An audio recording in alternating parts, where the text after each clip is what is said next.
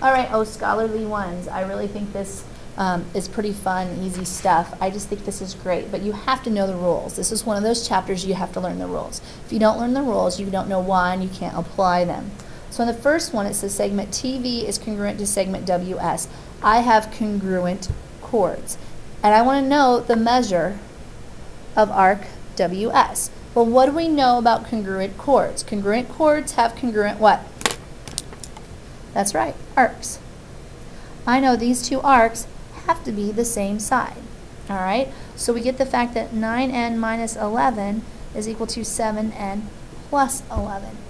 So just add 11 to both sides.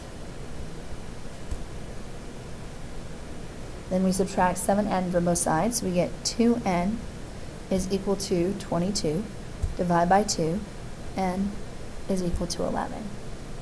Now, are we done with our problem?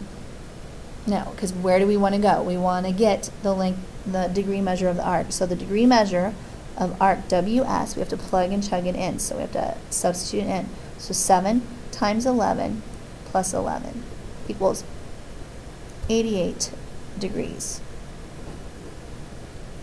All right, does that help a little bit? Good, I hope so. How about the next one?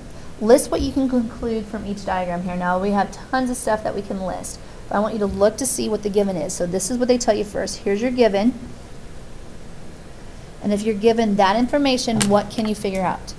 All right, first of all, they tell you circle Q is congruent to circle T. What do you know if the two circles are congruent?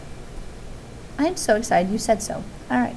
First of all, you should say all radii are congruent. So what would that mean? That would be like segment PQ is congruent to segment QR, which is congruent to segment TS, which is congruent to segment TU. So basically that's what we're saying. All right, what's another thing that I know? Well, they said in the given information, segment arc PR is congruent to arc SU. So if we have congruent arcs, what are the other two things I conclude? I can conclude, if I have congruent arcs, I have congruent central angles. So I can say angle Q is congruent to angle T. I can also assume then that our segments, our chords, PR and SEU are going to end up being congruent. So we have segment PR, oops, I said RP, so I guess I'll change it that way. US are going to be congruent. And I can assume that because I know the angles. Now, are there other things you probably could assume? Yeah, but those are the main ones. So let's go back to the other side now, okay?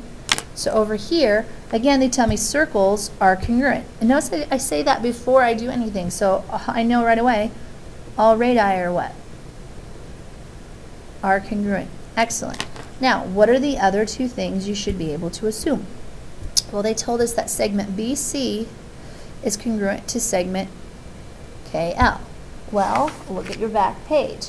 If I have congruent chords, the first thing that they tell us we can conclude is that our arcs are what? The same size, that's right. So those two would have to be the same size. So I can say arc BC is congruent to arc KL. And if I have congruent arcs, what do I know about my central angles? They're the same. So I know angle A is going to be congruent to angle J. Now, why is it again that I only use one point this time to name the angles? All right, you're correct. It's going to be because, okay, that I only have one angle being drawn from there. So that helps us quite a bit. So don't forget this stuff you can assume. Now let's get our last thing here, and I've seen this used a lot. It says the following. In a circle, if a radius or diameter is perpendicular to a chord, then it bisects the chord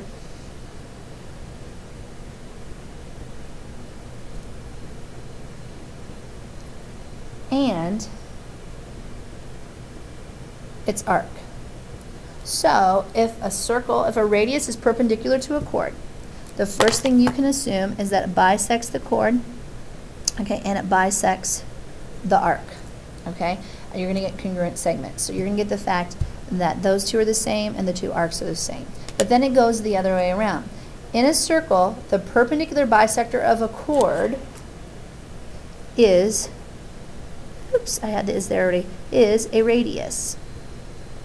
or you could say or diameter because of how it works, just how it's drawn. So I know it goes the other way around. So this is just like the converse of the other one. So I'm pretty excited about this. Now these are huge. We apply them quite a bit in geometry. So let's go work some problems together.